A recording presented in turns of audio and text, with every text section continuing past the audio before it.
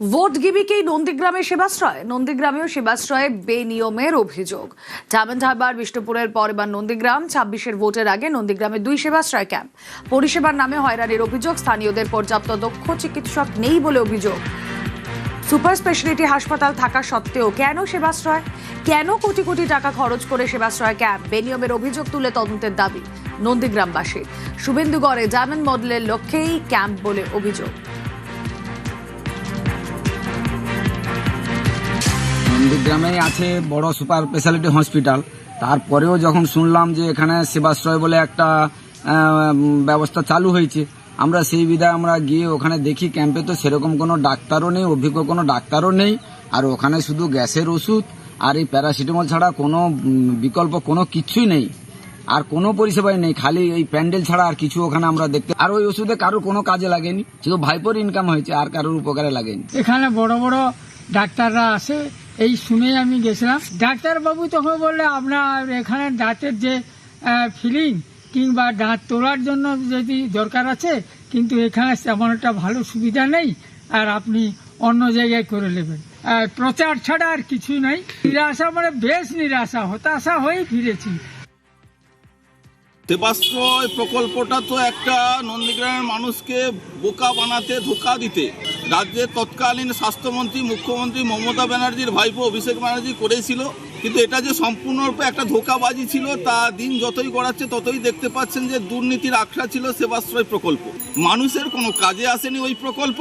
মানুষ ওই প্রকল্পের ওষুধগুলা নিয়ে রাস্তায় ছুঁড়ে ফেলে দিয়েছে ওখান থেকে নিয়ে আসার জন্য, আর যারা গেছিলো তাদেরকে ভাড়া করে নিয়ে গেছিলো। কেউ উৎসাহ ভরে ওই সেবাশ্রয় প্রকল্পে সেবা নিতে যায়নি, কারণ তারাও জানতো এটা একটা চিটিংবাজি প্রকল্প, ভাইপো বাবুর কোটি কোটি টাকা দুর্নীতি করার একটা প্রকল্প এটা।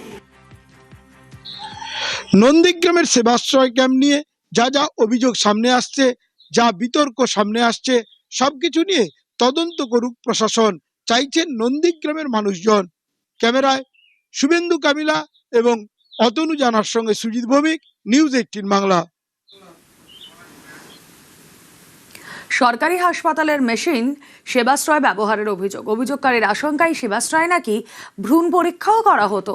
অভিষেক বন্দ্যোপাধ্যায় সেবাশ্রয় নিয়ে অভিযোগের পাহাড়। সেবাশ্রয় অভিষেক বন্দ্যোপাধ্যায়ের বহু চর্চিত মডেল। এই সেবাশ্রয় নিয়ে ভুরি ভুরি অভিযোগ। অযোগ্যদের দিয়ে চিকিৎসা, চিকিৎসক নন এমনও ব্যক্তি নাকি চিকিৎসা করেছেন। হোমিওপ্যাথি পড়ুয়াদের দিয়ে চিকিৎসা করানো হয়েছে। অভিযোগ, কাজ করিয়ে একাধিক ডাক্তারকে টাকা দেওয়া হয়নি।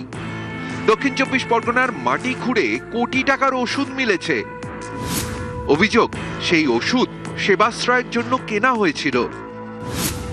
সরকারি হাসপাতাল থেকে চিকিৎসার মেশিন সেবাশ্রয় নিয়ে যাওয়ার অভিযোগ। সেবাশ্রয় ক্যাম্পে আর্থিক অনিয়মের অভিযোগ। এখানেই শেষ নয়। 2025 সালে ডায়মন্ড হারবারে চালু করা অভিষেক বন্দ্যোপাধ্যায়ের সেবাশ্রয় নিয়ে অভিযোগের তালিকা আরো দীর্ঘ। আমি সেবাশ্রয়ের সঙ্গে যুক্ত ছিলাম কিছুদিন। যন্ত্রাংশ ম্যাক্সিমাম সিএমওইচ বা এসডিও বা ডিএম অফিস থেকে অর্ডার করে বিভিন্ন সরকারি হাসপাতাল থেকে আনা হতো ম্যাক্সিমামটা, এবং কিছু কিছু জায়গায় লোকাল প্রাইভেট নার্সিংহোমকে হয়তো বলে বা জোর করে বা সিএমওইচকে দিয়ে বলিয়ে বাধ্য করতো আনতে। সেখানে কি কমিশন থাকতো এদের কারো? অবশ্যই, হয়তো তদন্তের বিষয় এটা। আমাদের একটা মারাত্মক আইন আছে, পিএনডিটি অ্যাক্ট 1994। সেই অ্যাক্ট অনুযায়ী কোনো আল্ট্রাসোনো বা এক্সরে সরকারি অনুমতি বিনা এবং যেখানে সেখানে আপনি স্থানান্তরিত করতে পারবে না, তার জেল ও জরিমানা হবেই। শুধু সরকারি হাসপাতাল নয়, স্থানীয় নার্সিংহোমের ক্ষেত্রেও একই অভিযোগ। জালি কারবার হয়েছে, জালি কারবার ছিলেন নাকি? শুধু কোয়াক ডাক্তার আর দাঁতের doctor, Ayurvedic doctor, not deputed doctor. আমি তো 10 দিন ইসিজি টেকনিশিয়ান হিসেবে কাজ করেছিলাম। নার্সিং হোমের মেশিন? হ্যাঁ। নার্সিং হোম থেকে মেশিন নিয়ে যাওয়ার তার তো অনুমতি হয় না। তাহলে কি করে অনুমতি করে নিয়েছে ওরা? ওরা কিভাবে কি করেছে? জালি কারবার, জালি কারবার। টোটাল ইউনিয়নকে বলে দিতে এই জিনিসটা আমাদের চাই দিয়ে দিতে হবে। Diamond Harbour super speciality hospital আছে, ডায়মন্ড হারবার মেডিকেল কলেজ আছে, তার সত্ত্বেও ডায়মন্ড হারবার স্টেডিয়াম মাঠকে খুঁড়ে সেখানে সেবাশ্রয় নামে একটা বড় স্ক্যাম এবং দুর্নীতি তৈরি হয়েছে।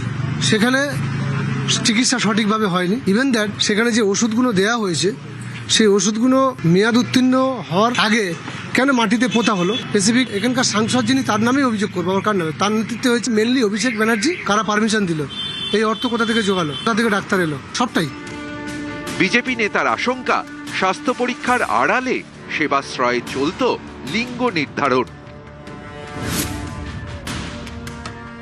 ইউএসজি মেশিনগুলো, আল্ট্রাসোনোগ্রাফি, এগুলো কোথাও স্থানান্তর করা নিষিদ্ধ, কিন্তু সেগুলো অনুমতি ছাড়া কিভাবে ওইখানে ক্যাম্পগুলোতে গেল? এই সেবাশ্রয়ের ক্যাম্পের আলাদা ওই যে এত ইউএসজি মেশিন নিয়ে এসেছিল, এখানটা ভ্রূণের লিঙ্গ নির্ধারণ হয়েছিল, সেখানে এখানে গোপন অব্দি চলতো, কেউ ঢুকতে পারতো না। ঠিক আছে, পুরো কন্ট্রোল বাই অভিষেক। সেবাশ্রয় নিয়ে ভুরি ভুরি অভিযোগ। এবার সেবাশ্রয় নিয়ে শতপ্রণোদিত তদন্ত শুরু স্বাস্থ্য দপ্তরের। লিঙ্গ নির্ধারণ হতো কিনা তাও খতিয়ে দেখা হচ্ছে। অভিষেক বন্দ্যোপাধ্যায় রাজনৈতিক নেতা নন, উনি অভিনেতা।